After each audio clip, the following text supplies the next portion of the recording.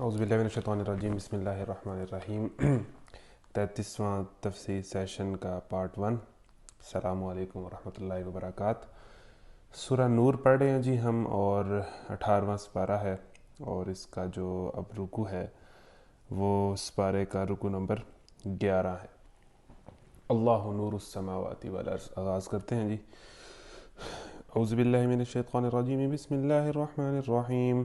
اللہ نور السماوات والارض، مثل نوره كمشكاة فيها مصباح، المصباح في زجاجة، الزجاجة كأنها كوكب دري يوقد من شجرة مباركة زيتونة لا شرقية ولا غربية يكاد زيتها يضيء ولو لم تمسسه نار، نور على نور، يهدي الله لنوره من يشاء ويضرب الله الأمثال للناس والله بكل شيء عليم۔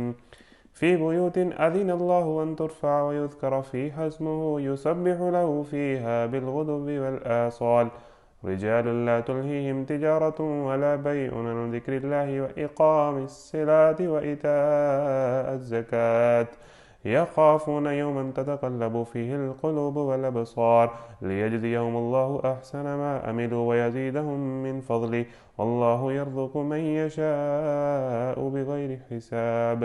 والذين كفروا أعمالهم كسراب بقيعة يحسبه الظمآن ماء حتى إذا جاءه لم يجده شيئا ووجد الله عنده فوفاه حسابه والله سريع الحساب۔ أو كظلمات في بحر اللجي يغشاه موج من فوقه سحاب، ظلمات بعضها فوق بعض إذا أخرج يده لم يكد يراها، ومن لم يجعل الله له نورا فما له من نور۔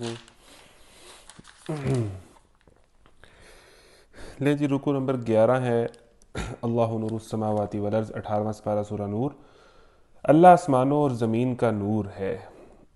کائنات میں اس کے نور کی مثال ایسی ہے جیسے ایک تاک میں چراغ رکھا ہو، چراغ ایک فانوس میں ہو، فانوس کا حال یہ ہو کہ جیسے موتی کی طرح چمکتا ہوا تارا، اور وہ چراغ زیتون کے ایک ایسے مبارک درخت کے تیل سے روشن کیا جاتا ہو، نہ شرقی ہو نہ غربی، جس کا تیل آپ ہی آپ بھڑکا پڑتا ہو، چاہے آگ اس کو نہ لگے۔ اس طرح روشنی پر روشنی بڑھنے کے تمام اسباب جمع ہو گئے ہوں۔ اللہ اپنے نور کی طرف جس کی چاہتا ہے رہنمائی فرماتا ہے۔ پڑھتے ہیں جی اس کی تفسیر، خوبصورت آیات ہیں۔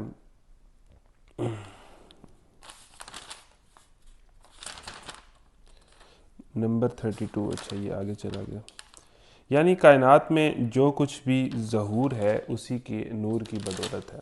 اور اس کے بعد اس تمثیل میں چراغ سے اللہ تعالیٰ کی ذات کو اور تاک سے کائنات کو تشبیہ دی گئی ہے۔ یعنی چراغ جو ہے وہ اللہ تعالیٰ کی ذات ہے، اور جس تاک میں چراغ ہے وہ کائنات ہے پوری۔ اور فانوس سے مراد وہ پردہ ہے جس میں حضرت حق نے اپنے آپ کو نگاہ خلق سے چھپا رکھا ہے۔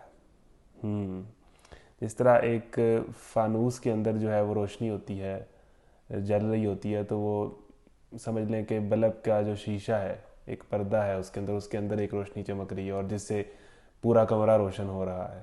ٹھیک ہے نا، مطلب ایک بلب ہے، اس کے اندر ایک روشنی ہے، اور وہ بلب ایک پردے کے اندر ہے، ایک شیشے کے اندر ہے، ایک فانوس کے اندر ہے، اور اس سے پورا کمرہ یا پوری کائنات روشن ہو رہی ہے۔ تو بڑی خوبصورت مثال ہے۔ اس کو بہت زبردست طریقے سے اس مثال کو بیان کیا ہے نعمان علی خان صاحب نے۔ اگر آپ جانتے ہیں، آپ نے یہ نام سنا ہے، پاکستانی نیات سکالر ہیں امریکہ کے، اور انگلش میں ان کے لیکچرز ہوتے ہیں، ویسے عموماً اب اردو میں بھی ہیں ان کے کافی، لیکن بہت زبردست طریقے سے انہوں نے اس آیت کی جو ہے تفسیر کی ہے۔ آپ اس کو سنیں، نور علی نور کی تفسیر جو ہے نعمان علی خان صاحب نے کی ہے۔ ہم تو تیزی سے چلیں گے، اور نہ ہم اتنی زیادہ اس کی تفسیر اتنے ماہر ہیں کہ کریں۔ اس تمثیل میں چراغ سے اللہ تعالیٰ کی ذات کو اور تاک سے کائنات کو تشبیہ دی گئی ہے، اور فانوس سے مراد وہ پردہ ہے جس میں حضرت حق نے اپنے آپ کو نگاہ خلق سے چھپا رکھا ہے۔ گویا یہ پردہ فی الحقیقت خفا کا نہیں، شدت ظہور کا پردہ ہے۔ نگاہ خلق اس کو دیکھنے سے اس لیے عاجز ہے کہ نور ایسا شدید اور بسیط اور محیط ہے کہ جس کا ادراک محدود بینائیاں نہیں کر سکتی۔ رہا یہ مضمون کہ چراغ ایک ایسے درخت زیتون کے تیل سے روشن کیا جاتا ہو جو نہ شرقی ہو نہ غربی، تو یہ صرف چراغ کی روشنی کے کمال اور اس کی شدت کا تصور دلانے کے لیے ہے، کیونکہ قدیم زمانے میں زیادہ سے زیادہ روشنی روغن زیتون کے چراغوں سے حاصل کی جا سکتی تھی، اور ان میں روشن طریق چراغ وہ ہوتا تھا جو بلند اور کھلی جگہ کے درخت سے نکالے ہوئے تیل کا ہو، اور یہ جو فرمایا کہ اس کا تیل آپ سے آپ بھڑکا پڑتا ہو چاہے آگ اس کو نہ لگے، اس سے بھی چراغ کی روشنی کے زیادہ سے زیادہ تیز ہونے کا تصور دلانا مقصود ہے۔ یعنی ایک مثال میں بڑے خوبصورت انداز سے کہ یہ جو جتنی روشنی ہے، مطلب ایک اور بھی ہمیں قول ملتا ہے نا حدیث قدسی ہے غالباً، کہ کنت کنزم مخفیاً، کہ میں ایک چھپا ہوا خزانہ ہوں اور میں نے چاہا کہ احببت ان اعرفا، کہ میں پہچانا جاؤں، تو میں نے مخلوقات کو پیدا کیا، تخلیق کی، کہ بھئی میں ایک چھپا ہوا خزانہ ہوں، اور اس خزانے کو پانے کے لیے، اس خزانے کی معرفت حاصل کرنے کے لیے، اس کو دیکھنے کے لیے، اس کو جگہ جگہ تلاش کرنے کے لیے میں نے مخلوق کو بنایا، انسان کو بنایا کہ وہ مجھے پہچانے۔ تو یہ جو پوری کائنات ہے یہ بیسیکلی اللہ تعالیٰ کا نور ہے، اور اس میں جگہ جگہ ہمیں اللہ نظر آتا ہے۔ یعنی بات یہی ہے کہ بہت ہی بیوقوف ہے وہ انسان کہ جو اس دنیا میں آئے، 60-70 سال کی زندگی گزارے، نوجوانی گزارے، بڑا ہو، مر جائے، لیکن اللہ کو نہ پہچانے۔ اس پوری کائنات کو وہ انجوائے کر کے چلا جائے، 70 سال یہاں گزار کے چلا جائے اپنی ایوریج لائف، اور پھر بھی وہ اس کائنات کے نور کو جو جگہ جگہ آیا ہے، جو ہر جگہ نظر آتا ہے۔ کون کہتا ہے خدا نظر نہیں آتا؟ ایک وہی تو نظر آتا ہے جب کوئی نظر نہیں آتا۔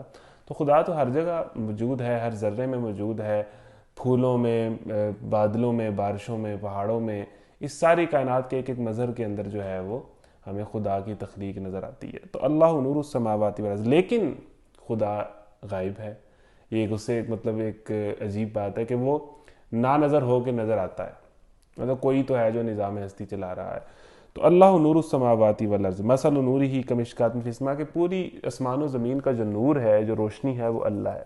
ٹھیک ہے، اب آگے جو پوائنٹ آئے گا وہ سب سے زبردست ہے کہ کائنات میں اس کے نور کی مثال ایسی جیسے ایک تاغ میں چراغ رکھا ہو، چراغ ایک فانوس میں ہو، فانوس کا حال یہ ہو کہ جیسے موتی کی طرح چمکتا ہو اتارا، اور وہ چراغ زیتون کے ایک ایسے مبارک درخت کے تیل سے روشن کیا جاتا ہو جو نہ شرقی ہو نہ غربی۔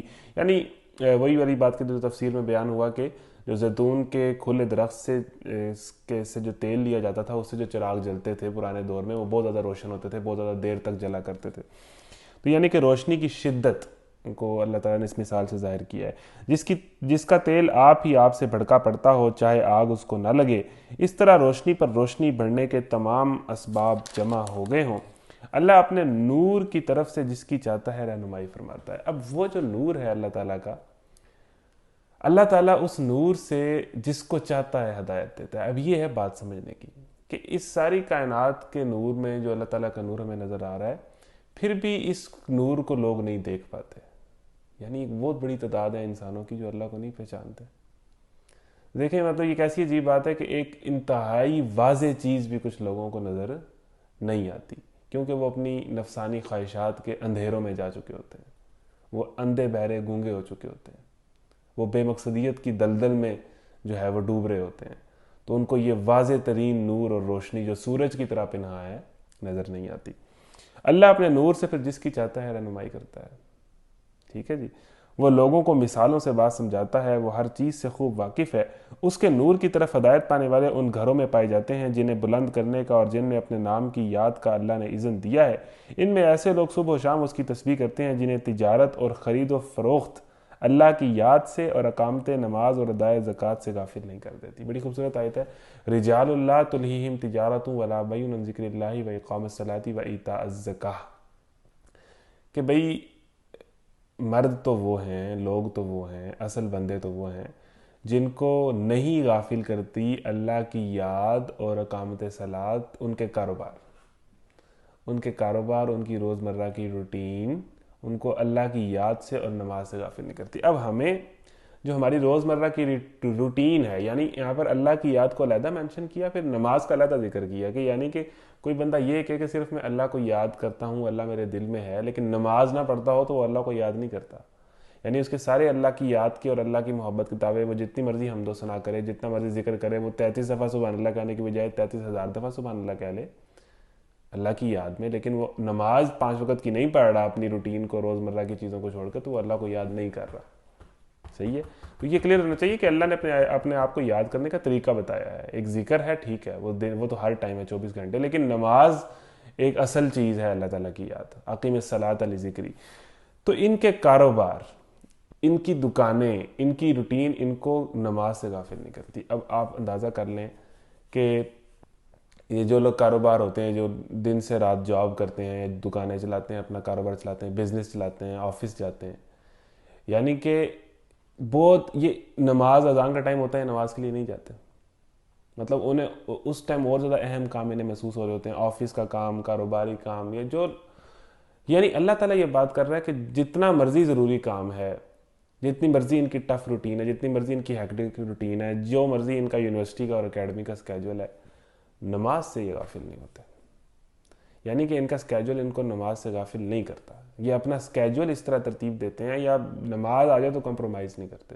تو بڑی خوبصورت آیت ہے, واضح آیت ہے کہ تجارت اور خرید و فروخت یہ بڑی اہم چیز ہے. جو لوگ کاروبار کرتے ہیں, دکانیں کھولتے ہیں, پھر 24 گھنٹے ڈیوٹی دینی پڑتی ہے. تو گاہک سامنے ہو, ٹھیک ہے, کسٹمر سامنے ہو, اور نماز کا ٹائم ہو, تو کوئی نماز کی طرف نہیں جاتا. تو اپنے آپ کو نماز کا اس طرح پابند بنانا کہ دنیاوی فائدے آپ کو محسوس ہی نہ ہو. آپ کو پتہ لگے کہ اصل کامیابی ادھر ہے جو مسجد سے مجھے بلایا جا رہا ہے. یہ بڑا اہم نقطہ ہے کہ جو اس ٹائم چیز چل رہی ہے وہ کامیاب نہیں ہے, اصل چیز نہیں ہے. جو اصل نفع کی چیز ہے وہ اللہ کی طرف ہے, جس کی طرف میں نے جانا ہے. تو ان کی تجارت, ان کی خرید و فروخت, ان کی روزمرہ کی روٹین جو ہے ان کو نماز سے غافل نہیں کرتی. اور بیسیکلی ہماری روزمرہ کی روٹین ہی ایسی ہے جو ہمیں نماز سے غافل کر رہی ہوتی ہے. تو نماز از دا فرسٹ پریورٹی, سیدھی سی بات ہے, ٹاپ پریورٹی. تو مرد وہ ہیں جو صبح شام اللہ کی تسبیح کرتے ہیں, اور جنہیں تجارت, یعنی یہ تجارت کرتے ہیں, یہ پیسے کماتے ہیں. یہ لوگ پیسے کمانا تو ایک ضرورت ہے, حلال اصول رزق حلال یعنی عبادت ہے, لیکن ان کے کاروبار, ان کے بزنسز, ان کی تجارتیں, بڑی بڑی تجارتیں ان کو نماز سے غافل نہیں کرتی. ٹھیک ہے. تو خرید و فروخت اللہ کی یاد سے اور اقامت, یعنی خرید و فروخت کے دوران بھی اللہ یاد رہنا چاہیے. یعنی اس کا مطلب یہ ہے کہ خرید و فروخت کے اندر آپ اگر حرام طریقہ کار دھوکہ دے رہے ہیں, حرام طریقہ سے مطلب ہے کہ آپ کو خرید و فروخت کے دوران تو اللہ یاد نہیں ہے.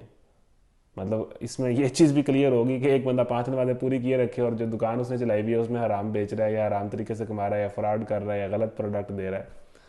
تو دوران خرید و فروخت بھی اسے اللہ یاد ہے, اللہ کے احکامات یاد ہیں, اسے اللہ کی جواب دہی کا احساس ہے, اس کے بعد 5 وقت کی نماز کا پابند بھی ہے. تو یعنی کہ یہ بڑی چیز کلیئر کرنی چاہیے کہ 5 وقت کی نماز کی پابندی اور 24 گھنٹے اللہ کی باتوں کی پابندی, یہ دونوں چیزیں ضروری ہیں. ان میں سے کوئی ایک چیز نکال دے کہ نہیں جی صرف حلال کمانا چاہیے, دھوکہ نہیں دینا چاہیے, یہی کافی ہے, اچھی روٹی کھاؤ, حلال روٹی کھاؤ, اللہ راضی ہو جائے گا, نماز کی خیر مہر ہے, تو وہ بھی غلط ہے. اور کوئی کہے کہ صرف نماز کی پابندی ہو جائے اور باقی چیزوں میں اتنا کوئی نہیں مسئلہ ہوتا, تو وہ بھی غلط ہے. صحیح ہے جی. تو یہ ایک آیت بہت معنی اپنے اندر لیے ہوئے ہے کہ ان کو, ان کی تجارت اور ان کی خرید و فروخت اللہ کی یاد سے اور اقامت نماز اور ادائے زکوٰۃ سے غافل نہیں کرتی. ہم تجارت کس لیے کرتے ہیں؟ پیسے کے لیے. اور جب پیسہ آ جاتا ہے تو پھر لوگ بدل جاتے ہیں. تو زکوٰۃ وہ چیز ہے جو پیسے سے محبت ختم کر دیتی ہے. یعنی جب دینا پڑے نا زکوٰۃ, جب 2.5% نکلتا ہے نا آپ کے سٹاک سے, آپ کے بینک اکاؤنٹ سے, تو آپ کو لگ سمجھ جاتی ہے. تو زکوٰۃ وہ چیز ہے جو مال سے محبت, یعنی بزنسز میں, تجارت میں ایک نماز ہے جو اس میں بہت زیادہ انوالو ہونے سے روکتی ہے کہ اصل چیز اللہ ہے اور نماز ہے. پھر زکوٰۃ ہے جو تجارت و فروخت کے نتیجے میں ہم مال حاصل کرتے ہیں, اس سے کہیں ہم اس کے عشق میں مبتلا نہ ہو جائیں, اس کے پیچھے پاگل نہ ہو جائیں, اس کے لیے اللہ تعالیٰ نے زکوٰۃ رکھی ہوئی ہے. یعنی اللہ تعالیٰ کی تمام عبادات جو ہیں وہ بیسیکلی ہمیں دنیا سے بے رغبت کر رہی ہوتی ہیں, اور ہمیں یہ میسیج دے رہی ہوتی ہیں کہ بھئی یہ اصل چیز نہیں ہے, یہ ضرورت ہے تمہاری, کرو, لیکن یہ اصل چیز نہیں, اس سے محبت نہ کر بیٹھنا, اس کے پیچھے نہ بھاگنا پڑنا.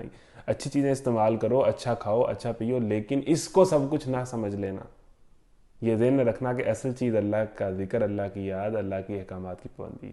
تو نماز بھی ہمیں بہت, یعنی اس بیعت کا مطلب یہ ہے کہ بہت زیادہ دنیا کے اندر انوالو ہو جانا بندہ مومن کی شان نہیں ہے. بندہ مومن پلٹ پلٹ کے اللہ کی طرف جاتا ہے. صحیح ہے جی.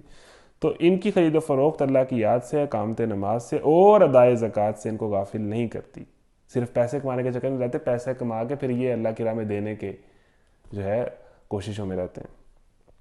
وہ اس دن سے ڈرتے ہیں جس میں دل الٹنے اور دیدے پتھرا جانے کی نوبت آ جائے گی، اور وہ یہ سب کچھ اس لیے کرتے ہیں تاکہ اللہ ان کے بہترین اعمال کی جزا ان کو دے اور مزید اپنے فضل سے نوازے۔ اللہ جسے چاہتا ہے بے حساب دیتا ہے۔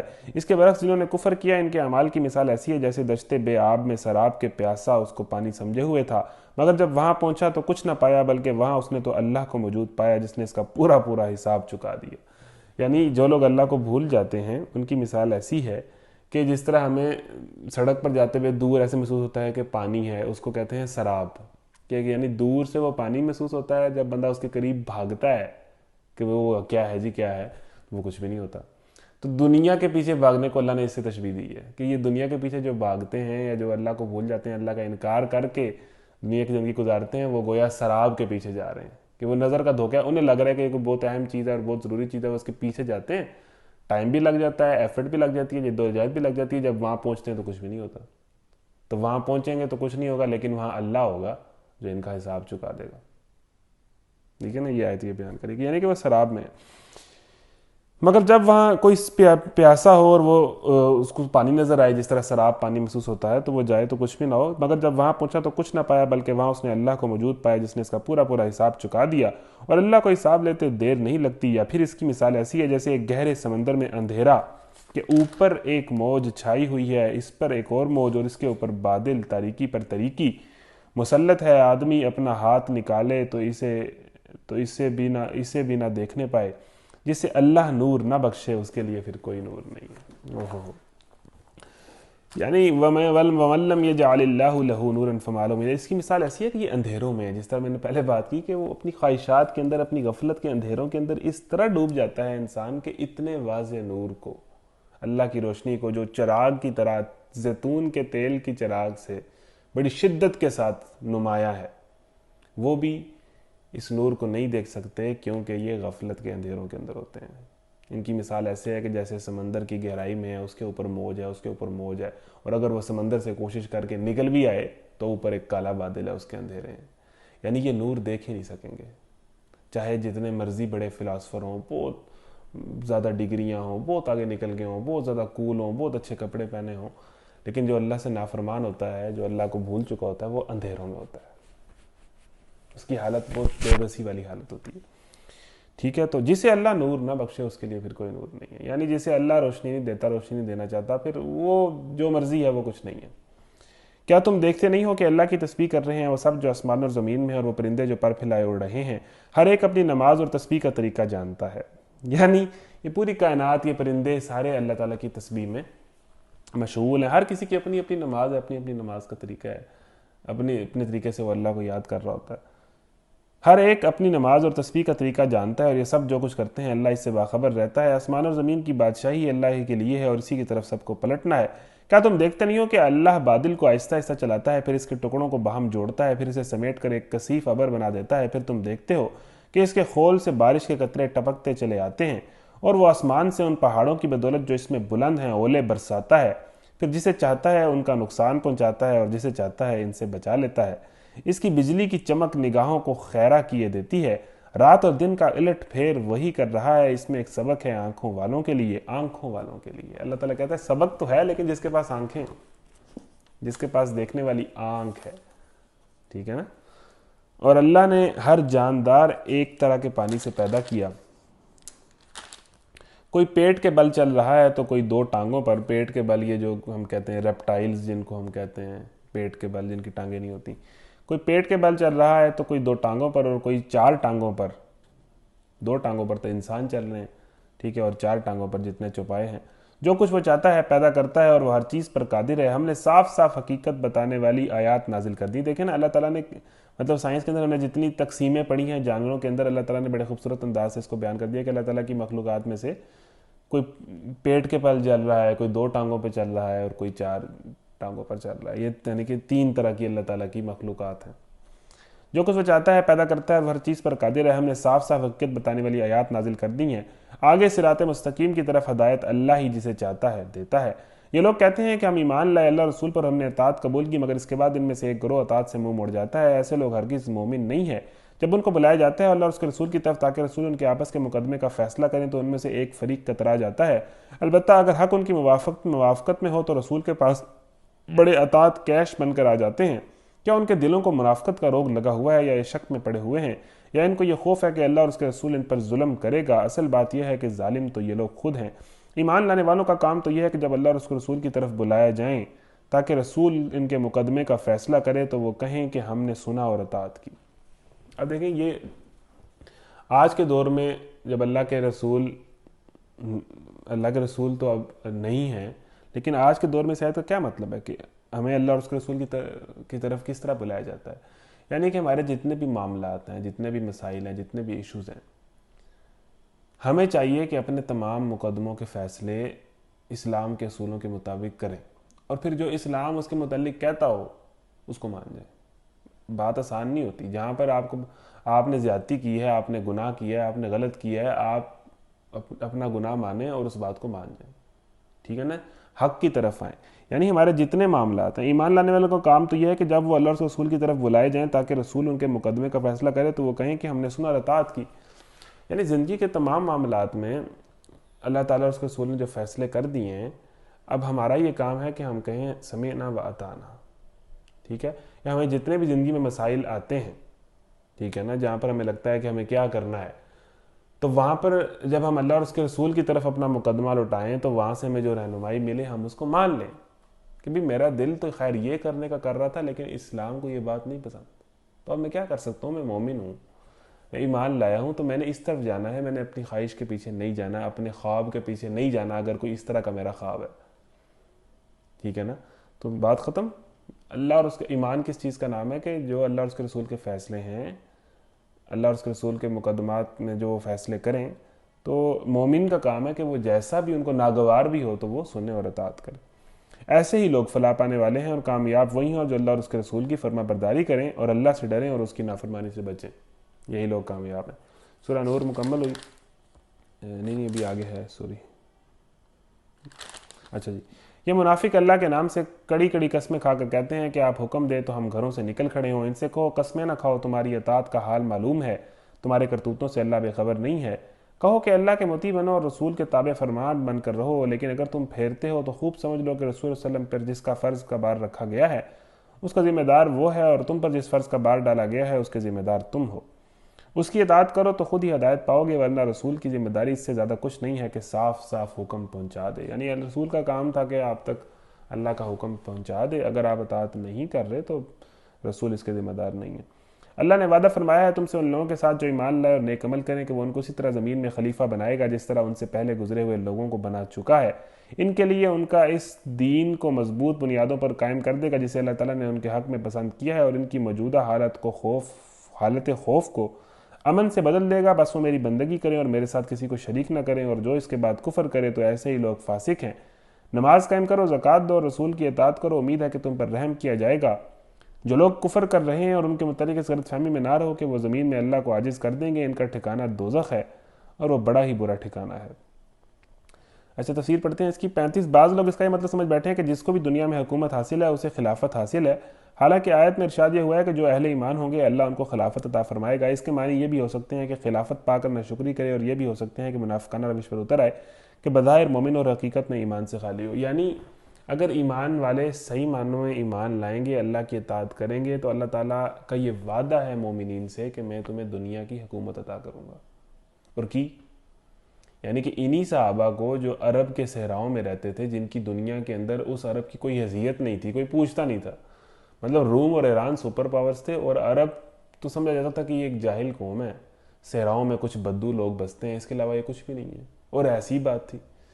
تو اس قوم کے اندر سے تہذیب پھوٹتی ہے، اور وہ تہذیب جو ہے وہ پوری دنیا کو پر غالب آ جاتی ہے۔ وہ چند صحرا سے نکلنے والے عرب جب اللہ اور اس کے رسول کی بندگی کرتے ہیں اور ایمان کا حق ادا کرتے ہیں، تو یعنی کہ دنیا کی حکومت کا وعدہ اب بھی ہے مومنین سے۔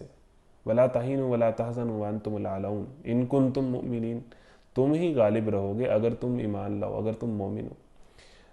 دیکھیں اگر ایمان کا حق ادا کیا جائے تو یہ دنیا کی حکومت یورپ اور امریکہ کی بنتی نہیں ہے، یہ بنتی ہی مومنین کی ہے۔ اگر کسی کو یہ اعتراض ہوتا ہے کہ ہم مسلمان بھی ہیں اور پوری دنیا میں مار کھا رہے ہیں، تو اس کی وجہ یہ ہے کہ آپ مسلمان نہیں ہیں، ٹھیک ہے؟ اللہ کا وعدہ ہے کہ اللہ خلافت عطا کرے گا اگر تم کیا کرو گے؟ کہ میرے علاوہ کسی کی بندگی نہیں کرو گے، یعنی اللہ کے حکم کے علاوہ کسی کا حکم نہیں مانو گے، اللہ کے حکم کا قیام کرو گے، ان الحکم الا للہ کا نعرہ لگاؤ گے کہ دنیا میں اللہ کے حکم کے علاوہ کوئی حکم نہیں چلے گا، سیکولرزم نہیں چلے گا، اور جتنے ازمز ہیں وہ نہیں چلیں گے، اسلام چلے گا، اور اس کے لیے جد و جہد کرو گے، ایمان رکھو گے اس کے اوپر، تو خلافت تو تمہاری ہے، دنیا کی حکومت تو ڈیزرو ہی تم لوگ کرتے ہو، یہ لوگ تو نہیں کرتے جو کر رہے ہیں، یہ تو گندے ننگے لوگ ہیں، لیکن تم اتنے گئے گزرے ہو، تم اتنے نکمے اور نالائق ہو چکے ہو کہ اللہ تعالیٰ نے حکومت اب ان لوگوں کو دے دی ہے، کیونکہ یہ ہم سے بہتر ہیں۔ ہم مسلمان ہونے کے باوجود بھی اتنے گر چکے ہیں ویلیوز کے اندر، ریسرچ کے اندر، ایجوکیشن کے اندر، کہ یہ پھر اللہ تعالیٰ نے کسی اور کی حکومت دے دی ہے کہ ہم اس قابل ہی نہیں ہیں۔ تو اگر مومنین ایمان لائیں تو اللہ تعالیٰ کا صرف آخرت میں موجیں کروانے کا وعدہ نہیں ہے بھائی جان، دنیا کی حکومت مومن کا حق ہے، اور مومنوں نے دنیا پر حکومت ہزاروں سال کی ہے، اور یہ اسلام پر چلنا جو ہے وہ دنیا کی حکومتیں عطا کر دیتا ہے، یہ صرف آخرت کی باتیں ہی نہیں ہیں، ٹھیک ہے نا۔ جہاں بینی اور جہاں داری اور جہاں بانی جو ہے یہ ساری مسلمانوں نے کی ہے، اور مسلمان کریں اگر وہ اس چیز کی طرف آئیں، ٹھیک ہے جی۔ تو نماز قائم کرو، زکوٰۃ دو، رسول کی اطاعت کرو، امید ہے کہ تم پر رحم کیا جائے گا۔ جو لوگ کفر کر رہے ہیں ان کے متعلق اس غلط فہمی میں نہ رہو کہ وہ زمین میں اللہ کو عاجز کر دیں گے، یعنی کافر میں کے متعلق یہ غلط فہمی نہ سمجھ لینا کہ وہ اللہ کو عاجز کر دیں گے زمین کے اندر، یہ کائنات، یہ دنیا بہر اللہ کی ہے، اللہ کا اذن، اللہ کی مشیت کے مطابق اس میں ساری چیزیں چلیں گی، خدا کی حکمرانی کو کوئی چیلنج نہیں کر سکتا۔ ان کا ٹھکانہ دوزخ ہے اور وہ بڑا ہی برا ٹھکانہ ہے۔ اے لوگوں جو ایمان لائے ہو، لازم ہے کہ تمہارے لونڈی غلام اور تمہارے وہ بچے جو ابھی عقل کی حد کو نہیں پہنچے ہیں 3 اوقات میں اجازت لے کر تمہارے پاس آیا کریں، صبح کی نماز سے پہلے اور دوپہر کو جبکہ تم کپڑے اتار کر رکھ دیتے ہو، اور عشاء کی نماز کے بعد۔ یہ 3 وقت تمہارے لیے پردے کے وقت ہیں، ان کے بعد وہ بلا اجازت آئیں تو نہ تم پر کوئی گناہ ہے نہ ان پر، تمہیں ایک دوسرے کے پاس بار بار آنا ہی ہوتا ہے، اس طرح اللہ تمہارے لیے اپنے ارشادات کی توضیح کرتا ہے اور وہ علیم و حکیم ہے۔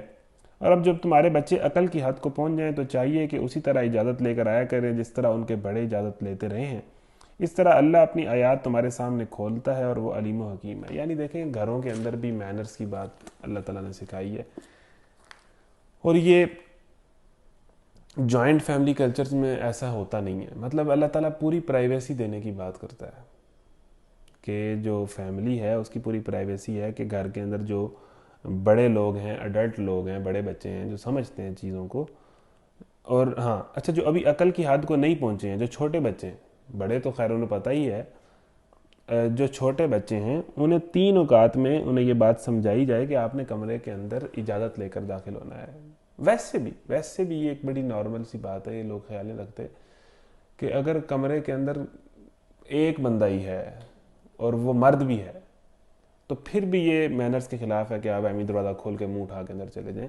بہرحال آپ نے ناک کرنا ہے کہ انسان اپنی کمفرٹیبل حالت میں آ جائے کہ وہی بندہ آ رہا ہے، وہ آپ کو بتائے، اس کی اجازت لے کے آئیں، ایک بڑی نارمل سی بات ہے، بڑا دروازہ ناک کیے بغیر اجازت کہیں بھی داخل ہونا یہ مناسب ہے ہی نہیں۔ تو یہ گھروں کے اندر جو چھوٹے بچے ہیں ان کو یہ بات سکھائی جانی چاہیے، یعنی چھوٹے لیول سے تربیت۔ بیسیکلی ہم جو مغرب سے بہت زیادہ متاثر ہو جاتے ہیں نا، ان کی فرسٹ امپریشن پہ متاثر ہوتے ہیں نا کہ یہ بہت اچھی گریٹنگز بڑی دیتے ہیں، تھینک یو سوری بڑا کرتے ہیں، مسکرا کر جو بھی چیزیں، تو یہ چھوٹی چھوٹی چیزیں اسلام ان کا بڑا خیال رکھتا ہے۔ السلام علیکم کہنا، جزاک اللہ کہنا، ٹھیک ہے، شکریہ کہنا، مطلب دعا دینا، بارک اللہ، جزاک اللہ، یرحمک اللہ، ٹھیک ہے، السلام علیکم ورحمۃ اللہ وبرکاتہ، ساری چیزیں گریٹنگز، تو یہ چیزیں تو ہمارے ہاں سب سے زیادہ ہیں اگر ہم ان کا استعمال کریں، دعائیں۔ پھر اسی طرح یہ چھوٹے چھوٹے مینرز پیچھے بھی آئے کہ گھر میں بلا اجازت داخل نہ ہو، 3 دفعہ دروازہ کھٹکھٹاؤ، ورنہ چلے جاؤ، داخل ہو تو سلام کرو، اور اگر گھر کسی کے پہنچ بھی جاؤ اور اگلا بندہ کہے کہ میں آپ سے نہیں مل سکتا تو آپ اس سے نہیں ملیں گے، آپ کو حق نہیں ہے، اور نہ آپ مائنڈ کریں اس بات کو۔ تو پیچھے بھی گھروں کی کتنی پرائیویسی سکھائی ہے، آگے بھی یہ چیز ہے، یعنی پردہ صرف ایک طرف تو چلو ٹھیک ہے، پردہ کرنا نگاہ کی حفاظت اور جسم کی حفاظت عورت کے لیے، پھر اس کے بعد یہ ساری چیزیں بھی اخلاقیات اور پردہ ہیں، ٹھیک ہے نا، سلام، گھروں میں اجازت لے کے داخل ہونا، کمروں میں اجازت لے کر داخل ہونا، لوگوں کی پرائیویسی کا خیال رکھنا، یعنی یہ بھی پردے کے اندر شامل ہے۔ 3 اوقات میں اجازت لے کر تمہارے پاس آیا کریں، صبح کی نماز سے پہلے، یعنی رات کے ٹائم جو ہے وہ کمرے میں بلا اجازت داخل نہ ہو دوپہر کو، یعنی دوپہر کو عموماً جو ہے وہ کیلولا کے اوقات ہوتے ہیں، ٹھیک ہے نا، مطلب گرمیوں کے اندر بالخصوص، اور عشاء کی نماز کے بعد، یعنی اس ٹائم پہ بچے جو ہیں وہ بالخصوص جو ہے کسی کمروں کے اندر داخل ہوں تو اجازت لے کر داخل ہوں. یہ 3 وقت تمہارے لیے پردے کے وقت ہیں، ان کے بعد وہ بلا اجازت آئیں تو تم پر کوئی گناہ ہے نہ ان پر. تمہیں ایک دوسرے کے پاس بار بار آنا ہی ہوتا ہے، اس طرح اللہ تمہارے لیے اپنے ارشادات کی تصدیق کرتا ہے اور وہ علیم و حکیم ہے. اور جب تمہارے بچے عقل کی حد کو پہنچ جائیں تو چاہیے کہ اسی طرح اجازت لے کر آیا کریں جس طرح ان کے بڑے اجازت لیتے رہے ہیں، یعنی کہ بعد میں بھی اسی طرح اجازت لیتے کر آئے گا.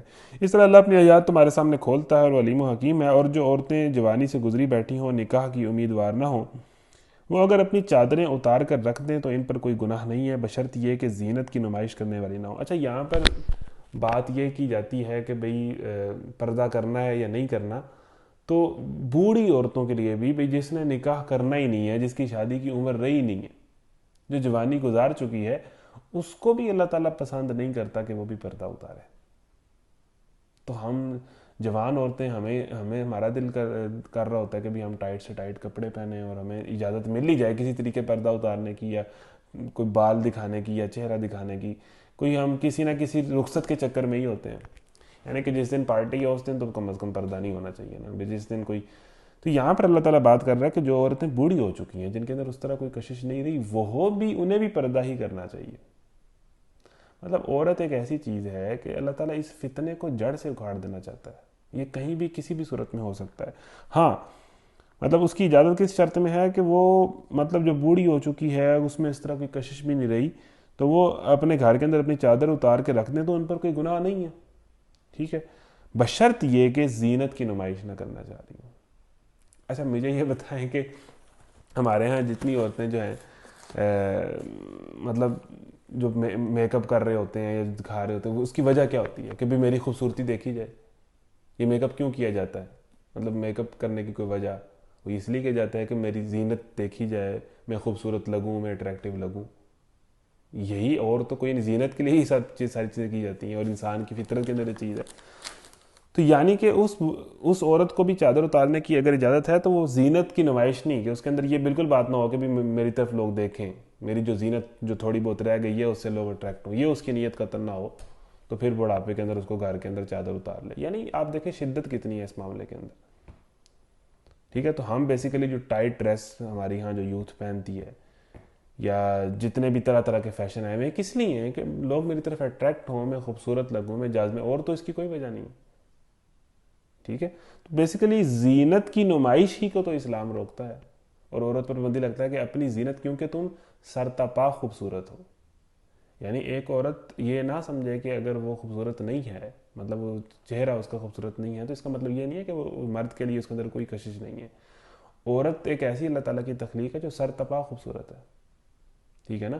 اس کی آواز میں کشش ہے، اس کے جو ہے وہ چال ڈھال میں کشش ہے، اس کے انگ، اس کے جسم کے جو ہے وہ پورے جسم کے اندر اس کی تخلیق ہی اس طرح کی ہے اللہ تعالیٰ نے کہ اس کے اندر کشش ہی کشش ہے، مرد کے لیے بالخصوص، ٹھیک ہے نا.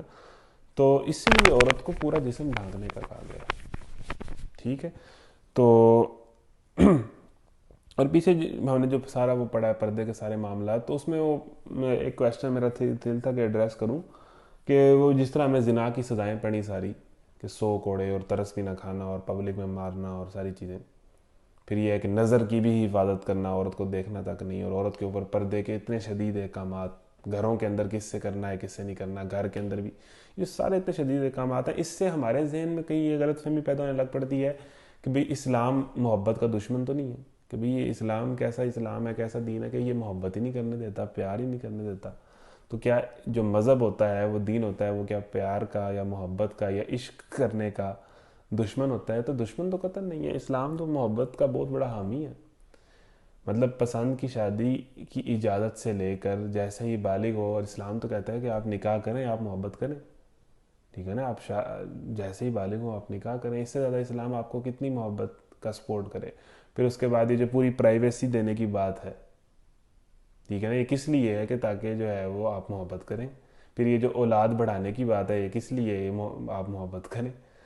پھر اس کے بعد اس حد تک ہے کہ ایک مرد جب عورت سے، اپنی وائف سے رومانس کرتا ہے تو وہ بھی ثواب ہے، وہ صدقہ ہے. یعنی عورت کا مرد اور عورت کا، شوہر اور بیوی کا آپس میں رومانس کرنا صدقہ ہے، یعنی اس کا ثواب ہوگا، آپ جتنا کریں گے اتنا ثواب ہوگا. تو اس سے زیادہ دین محبت کو کتنا سپورٹ کرے، پیار کو کتنا سپورٹ کرے. بس وہ یہ کہتا ہے کہ یہ گرل فرینڈ سے نہیں ہوگا، یہ بیوی سے ہوگا، بس اتنی سی بات ہے، اور تو کچھ نہیں ہے اس کے اندر.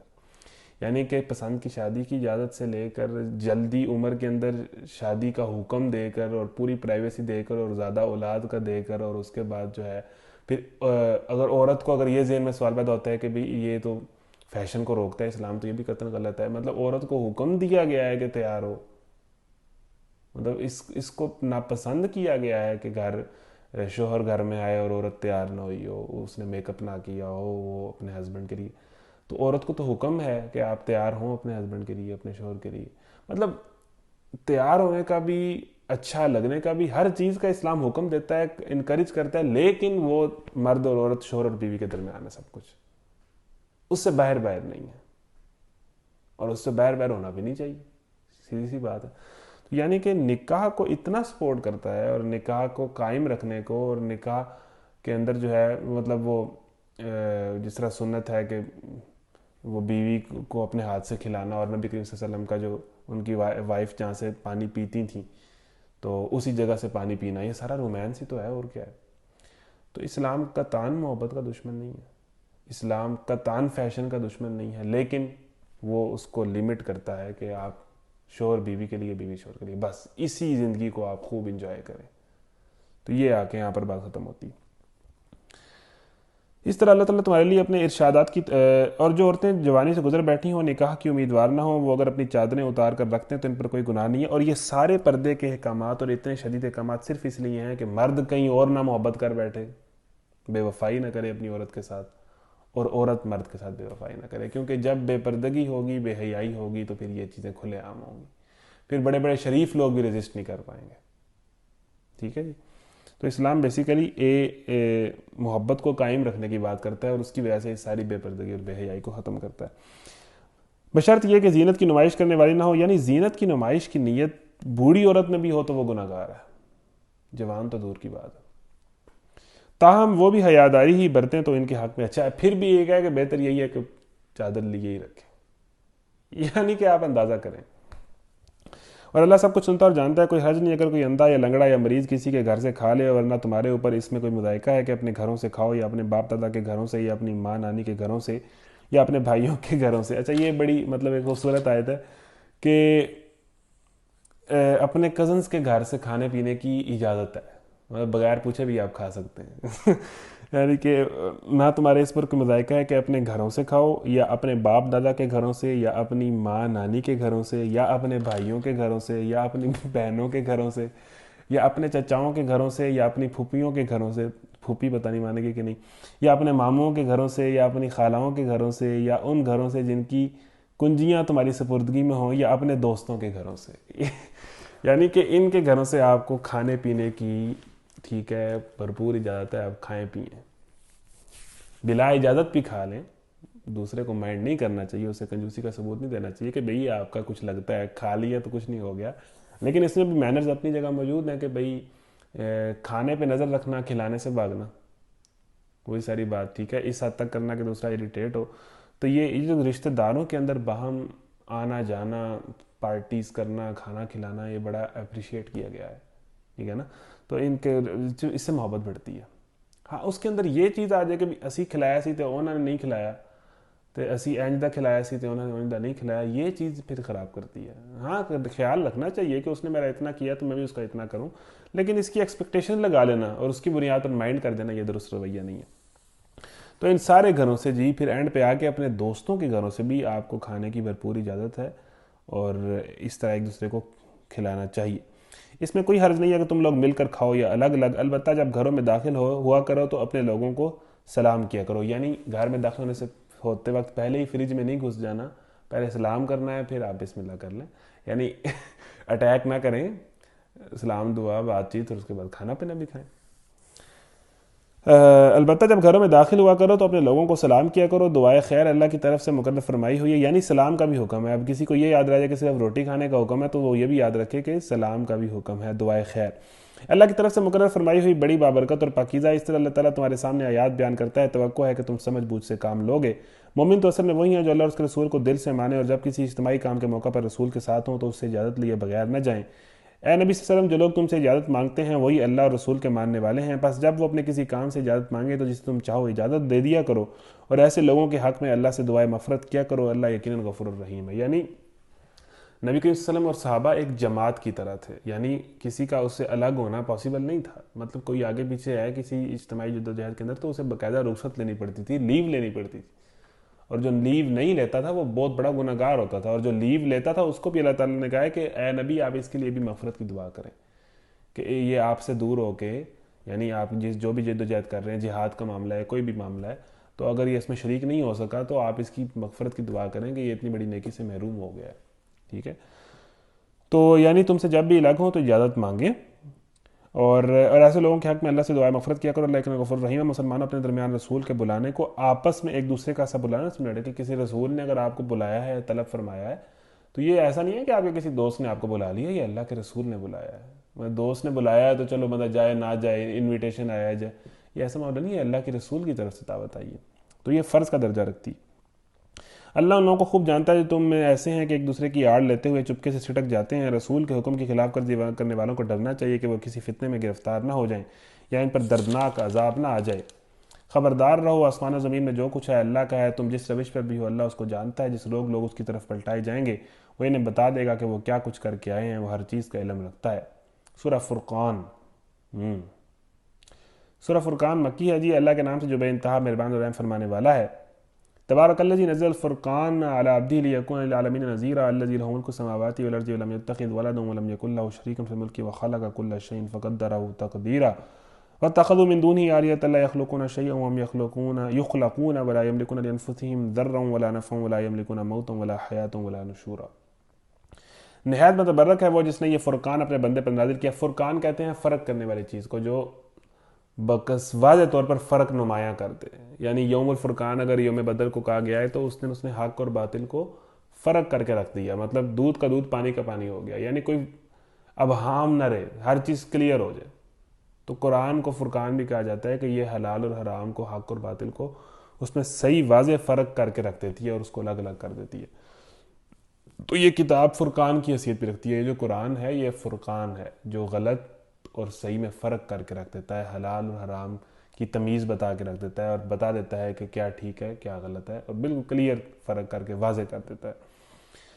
نہایت متبرک ہے وہ جس نے یہ فرقان اپنے بندے پر نازل کیا تاکہ سارے جہان والوں کے لیے خبردار کرنے والا ہو۔ وہ جو زمین اور آسمانوں کی بادشاہی کا مالک ہے، جس نے کسی کو بیٹا نہیں بنایا، جس کے ساتھ بادشاہی میں کوئی شریک نہیں ہے، جس نے ہر چیز کو پیدا کیا پھر اس کی ایک تقدیر مقرر کی۔ لوگوں نے اسے چھوڑ کر ایسے معبود بنا لیے ہیں جو کسی چیز کو پیدا نہیں کرتے بلکہ خود پیدا کیے جاتے ہیں، جو خود اپنے لیے بھی کسی نفع یا نقصان کا اختیار نہیں رکھتے، جو نہ مار سکتے ہیں نہ جلا سکتے ہیں، نہ مرے ہوئے کو پھر اٹھا سکتے ہیں۔ جن لوگوں نے نبی صلی اللہ علیہ وسلم کی بات ماننے سے انکار کر دیا وہ کہتے ہیں یہ فرقان ایک من گھڑت چیز ہے، یعنی یہ فرقان یعنی یہ قرآن، جسے اس شخص نے آپ ہی گھڑ لیا ہے اور کچھ دوسرے لوگوں نے اس کام میں اس کی مدد کی ہے۔ بڑا ظلم اور سخت جھوٹ ہے جس پر یہ لوگ اتر آئے ہیں۔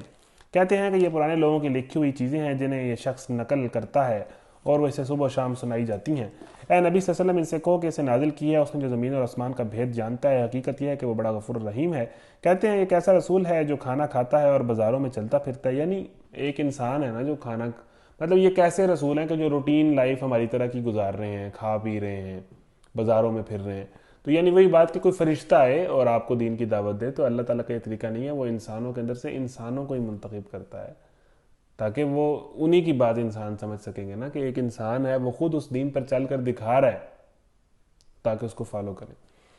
یہ کیسا رسول ہے جو کھانا کھاتا ہے اور بازاروں میں چلتا پھرتا ہے، کیوں نہ اس کے پاس کوئی فرشتہ بھیجا گیا جو اس کے ساتھ رہتا اور وہ نہ ماننے والوں کو دھمکاتا، یعنی ایک رسول کے ساتھ ایک فرشتہ 24 گھنٹے ہوتا تو پھر کون نہ ایمان لاتا، ٹھیک ہے نا، وہ فرشتے کو دیکھ کے ویسے ہی سارے ڈر جاتے ہیں۔ تو اللہ تعالیٰ نیچرل طریقے سے ایمان کا مطالبہ کرتا ہے، زبردستی مومن نہیں کرنا چاہتا۔ کیوں نہ اس کے پاس کوئی فرشتہ بھیجے گا جو اس کے ساتھ رہتا اور وہ نہ ماننے والوں کو دھمکاتا، یا اور کچھ نہیں تو اس کے لیے کوئی خزانہ ہی اتار دیا جاتا یا اس کے پاس کوئی باغ ہی ہوتا، یعنی وہی میٹیریلسٹک سوچ اور وہی دنیاوی سٹینڈرڈ سے وہ رسول کو دیکھتے تھے کہ ان کے پاس کوئی محل ہوتا، کوئی باغ ہوتا، یہ کوئی بہت بڑے بادشاہ ہوتے تو ہم ان کی بات مانتے ہیں، حالانکہ دین تو ویلیوز کے اوپر کھڑا ہے۔ دین تو اخلاق اور کردار کی بات کرتا ہے. ضروری تو نہیں ہے کہ بہت بہت غریب بھی انبیاء آئے ہیں اور حضرت سلیمان جیسے بادشاہ بھی انبیاء آئے ہیں. تو اصل بات تو اللہ کی بندگی ہے, جو دعوت ہے وہ نظریہ ہے, تو اس کا اس سے تو کوئی تعلق ہے ہی نہیں.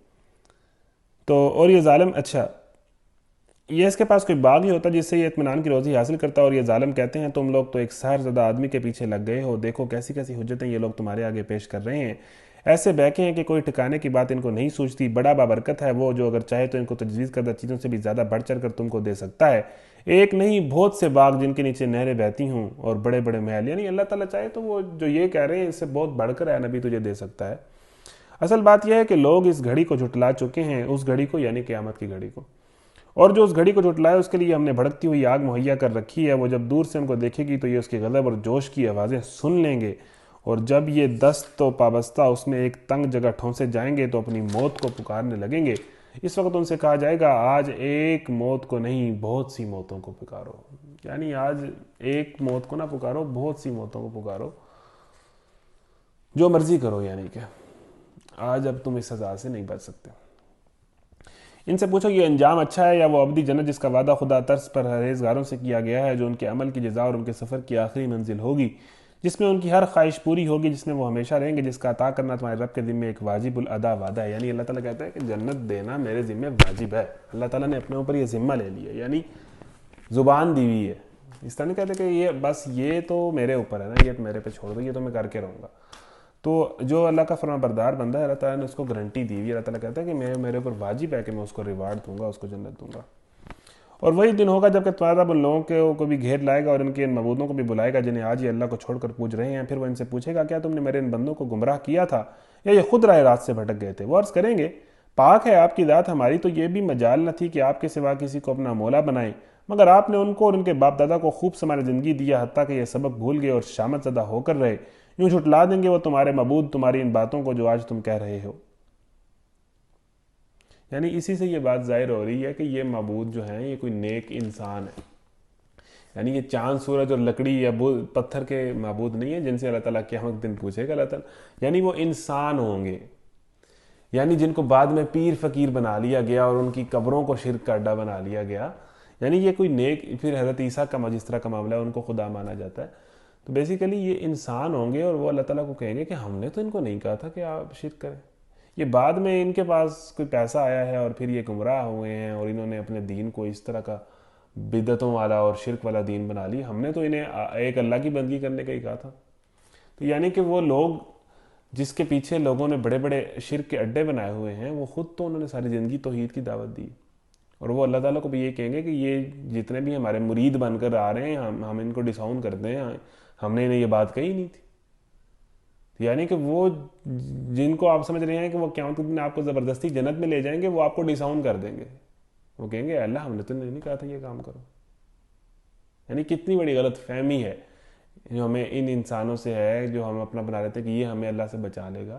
وہ خود اللہ تعالیٰ کو کہے گا جا کے کہ میں تو اس کو جانتا بھی نہیں ہوں اور میں نے اس کو کہا ہی نہیں ہے کہ یہ کام کرو, میری قبر کو شرک کرنا بناؤ یا مجھ سے مانگو, میں نے تو نہیں کہا تھا, یا مجھے خدا بنا لو یا مجھے خدائی صفات دے دو. تو یہ معاملہ ہے سارے شرک کا. یہ قرآن کی آیات ہے نا. ہماری تو یہ مجال بھی نہ تھی کہ آپ کے سوا کسی کو مولا بنائیں, مگر آپ نے ان کو اور ان کے باپ دادا کو خوب سمارے زندگی دیا حتیٰ کہ یہ سبق بھول گئے اور شامت زدہ ہو کر رہے.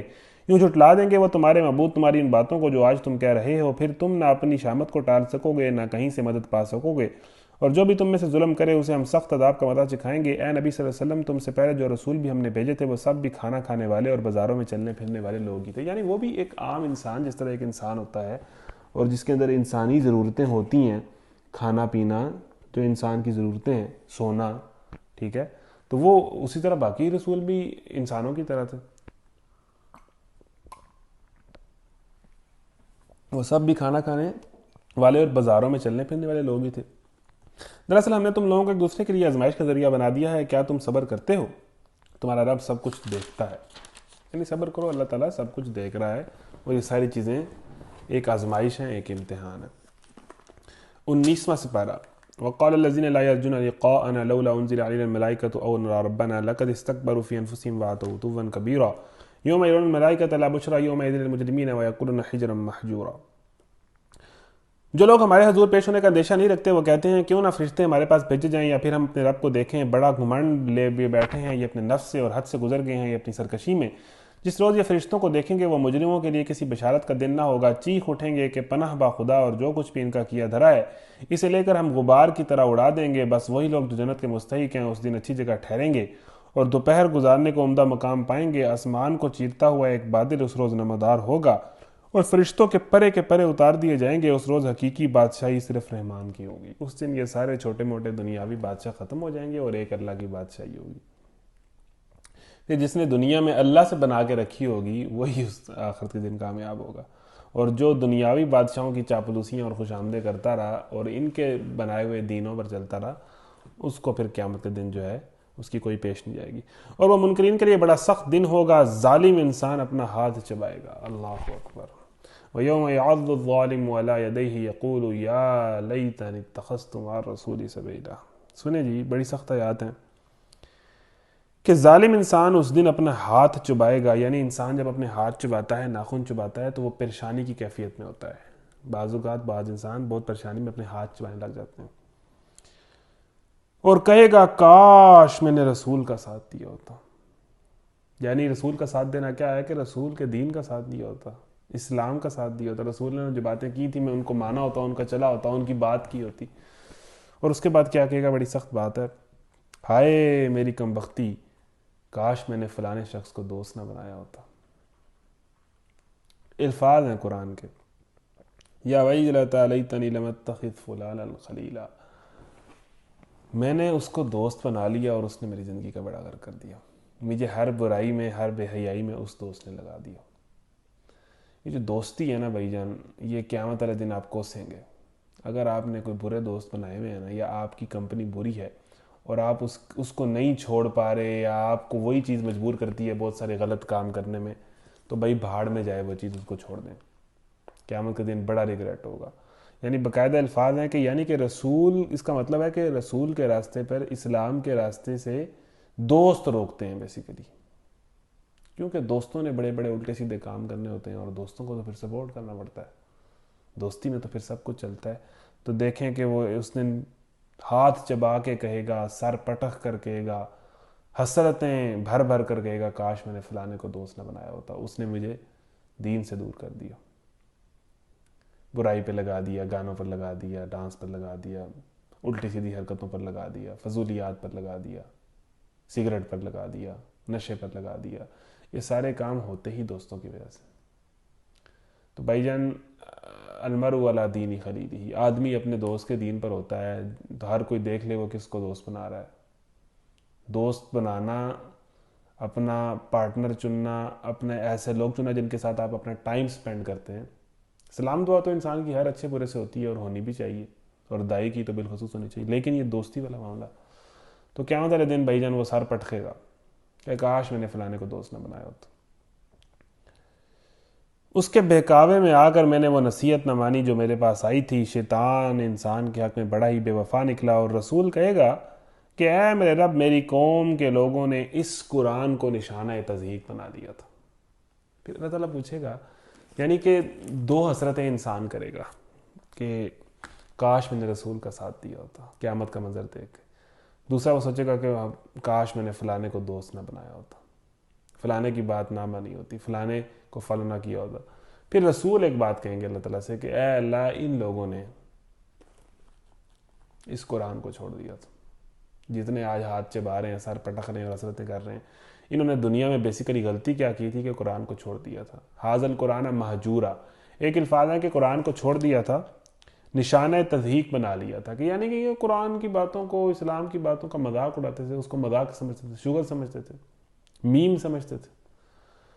اور دوسرا مطلب یہ ہے کہ انہوں نے قرآن کو، یہ قرآن سے ہجرت کر گئے تھے، ہجر مہجورہ، کہ یعنی کہ کسی چیز کی طرف سے ہجرت کر دینا۔ جب بہت دور انسان کسی جگہ سے رہتا ہے، کہتا ہے نا میں وہاں سے ہجرت کر گیا ہوں، انہوں نے قرآن سے ہجرت کر لی تھی۔ یعنی قرآن کہاں اور یہ لوگ کہاں اور ان کی حرکتیں کہاں اور ان کے لائف سٹائل کہاں اور ان کی باتیں کہاں، یعنی مشرق و مغرب کا فاصلہ تھا ان کے لائف سٹائل کے اندر اور قرآن کی باتوں کے اندر، ان کی خواہشات اور ان کی زندگیوں کے اندر اور قرآن کی باتوں کے اندر بہت لمبا چوڑا فاصلہ تھا۔ یعنی قوم کہاں، قوم کے کام کہاں، لوگوں کے کام کہاں، ان کے معاملات کیا، اور قرآن کیا کہتا تھا، بالکل الٹے. ٹھیک ہے جی. تو رسول کہے گا اے میرے رب، اے میری قوم کے لوگوں نے اس قرآن کو نشانہ تضحیق بنا لیا تھا. اے نبی صلی اللہ علیہ وسلم، ہم نے تو اسی طرح مجرموں کو ہر نبی کا دشمن بنایا ہے، اور تمہارے لیے تمہارا رب ہی رہنمائی اور مدد کو کافی ہے. منکرین کہتے ہیں اس شخص پر سارا قرآن ایک ہی وقت میں کیوں نہ اتار دیا گیا؟ ہاں، ایسا اس لیے کیا گیا کہ اس کو اچھی طرح ہم تمہارے ذہن نشین کرتے رہیں، یعنی لنثبت بہ فؤادک، یعنی قرآن 23 سالوں میں اترا نا. تو اللہ تعالیٰ ایک اس کا مطلب یہ بتایا کہ تاکہ ہم آپ کو ثابت قدم رکھیں، آپ کے دل کو مضبوط کریں، یعنی کہ آہستہ آہستہ اس جرنی کو اللہ کے رسول نے طے کیا. ٹھیک ہے نا. اور دوسرا یہ ہے کہ بھئی جملہ، یہ کہتے تھے کہ بھی ایک جملے میں قرآن کی نازل ہو گئی، یعنی کہ ایک دم ہی سارا کا سارا قرآن نازل ہو جاتا. تو اللہ تعالیٰ نے کہا کہ یہ اس لیے نہیں ہم نے کیا کہ آپ کو مطلب ایک دم تو ساری چیز ہضم نہیں نہ ہوتی، مطلب جو نبی کے صلی اللہ علیہ وسلم کی زندگی کے حالات چل رہے ہوتے تھے اس کے مطابق رہنمائی آ رہی ہوتی تھی، آیات آ رہی ہوتی تھی. ٹھیک ہے نا. وہ حالات زندگی کے ساتھ ایک چیز کنیکٹ ہو رہی تھی، تو ایک دم تو نہیں نازل ہو سکتی تھی، ایک دم تو سب چیز نہیں ہونی تھی. تو آہستہ آہستہ آپ اس پہ چلتے رہیں، ثابت قدمی سے اس رستے کو طے کرتے رہیں، اس جرنی کو طے کرتے رہیں. ٹھیک ہے. کذالک نثبت بہ فؤادک، اور آپ اس پر ایک دم ساری باتیں آ جائیں تو وہ کی بھی نہیں جاتی. ٹھیک ہے نا. تو آپ آہستہ آہستہ اس چیز کو اڈاپٹ کرتے جائیں. ٹھیک ہے نا. ایک ٹریننگ تھی نا پوری جو 23 سال کے اندر ہوئی، مومنین کی بھی اور اللہ کے نبی پر یہ اترا. ہاں، اس لیے ایسا کیا گیا کہ اس کو اچھی طرح ہم تمہارے ذہن نشین کرتے رہیں، اور اسی غرض کے لیے ہم نے اس کو ایک خاص ترتیب کے ساتھ الگ الگ اجزاء کی شکل دی ہے. اور اس میں مصلحت یہ بھی ہے کہ جب کبھی وہ تمہارے سامنے کوئی نرالی بات یا عجیب سوال لے کر آئیں، اس کا ٹھیک جواب بر وقت ہم نے تمہیں دے دیا. اس طرح کفار سوال کرتے تھے اور قرآن میں جواب دیے گئے ان سوالوں کے. سورہ یوسف ہے، پھر اصحاب کہف اور روح کا سوال، ساری چیزیں. اچھا جی. اور بہترین طریقے سے بات کھول دی. جو لوگ اندھے منہ جہنم کی طرف دھکیلے جانے والے ہیں، ان کا موقف بہت برا ہے اور ان کی راہ حد درجہ غلط ہے. ہم نے موسیٰ کو کتاب دی، اس کے ساتھ اس کے بھائی ہارون کو مددگار کے طور پر لگایا اور ان سے کہا کہ جاؤ اس قوم کی طرف جس نے ہماری آیات کو جھٹلا دیا ہے. آخرکار ان لوگوں کو ہم نے تباہ کر کے رکھ دیا. یہی حال قوم نوح کا ہوا. جب انہوں نے رسولوں کی تکذیب کی، ہم نے ان کو غرق کر دیا اور دنیا بھر کے لوگوں کے لیے ایک نشان عبرت بنا دیا، اور ان ظالموں کے لیے ایک دردناک عذاب ہم نے مہیا کر رکھا ہے. اسی طرح عاد اور سمود اور اصحاب الرس اور بیچ کی صدیوں کے بہت سے لوگ تباہ کیے گئے. ان میں سے ہر ایک کو ہم نے پہلے تباہ ہونے والوں کی مثالیں دے دے کر سمجھایا. یعنی کہ جو بھی تباہ ہونے والا ہوتا تھا ہم اس کو سمجھاتے تھے کہ بھئی تم سے پچھلی قوم نے بھی یہی حرکتیں کی ہیں، ہم نے ان کو تباہ کر دیا تھا. ہم ان کو سمجھاتے تھے مثالیں دے دے کے، لیکن یہ نہیں سمجھتے، پھر ہم اس کو بھی تباہ کرتے تھے. اور آنے والے انسانوں کو مثالیں دیتے تھے کہ بھئی اس طرح کے کام نہ کرنا. جس طرح آج ہم ہیں اور قرآن ہمیں بار بار مثالیں دیتا ہے کہ عاد کی طرح نہ ہونا، سمود کی طرح نہ ہونا، لوط کی طرح نہ ہونا. آج پورا ویسٹ لوط بن چکا ہے. نعوذ باللہ قوم لوط کی حرکتوں پر اترا ہے. حضرت لوط تو خیر نبی تھے، یعنی جو قوم لوط کر رہی ہے وہ آج پوری دنیا میں ایک تحریک اور موومنٹ بن کر بات چل رہی ہے. اور بیچ کی صدیوں کے بہت سے لوگ تباہ کیے گئے. ان میں سے ہر ایک کو ہم نے پہلے تباہ ہونے والوں کی مثالیں دے دے کر سمجھایا، اور آخرکار ہر ایک کو غارت کر دیا. اور اس بستی پر تو ان کا گزر ہو چکا ہوگا جس پر بدترین بارش برسائی گئی تھی، یعنی قوم لوط کی بستی. بدترین بارش سے مراد پتھروں کی بارش ہے. اور آج ہمیں پاکستان کے اندر یونیورسٹیوں میں اسٹوڈنٹ کمیونٹی کے اندر بڑے بڑے دانشور مل رہے ہوتے ہیں کہ جو ہم جنس پرستی کی حق میں بات کر رہے ہوتے ہیں، سپورٹ کر رہے ہوتے ہیں، اس کو ایک نیچرل چیز کہہ رہے ہوتے ہیں. تو یعنی کہ بدنصیبی ہے انسان کی کہ قرآن ایک چیز کو، ایک اس قوم کا ذکر کرے جو بدترین، جس کے اوپر بارش عذاب کے طور پر برسی تھی، اور آج پوری دنیا اس کو جو ہے اس کے حق میں نعرے لگا رہی ہو اور ان کے حقوق کی بات کر رہی ہو. تو یہ قیامت کی نشانی ہے. بھئی قیامت قریب ہے.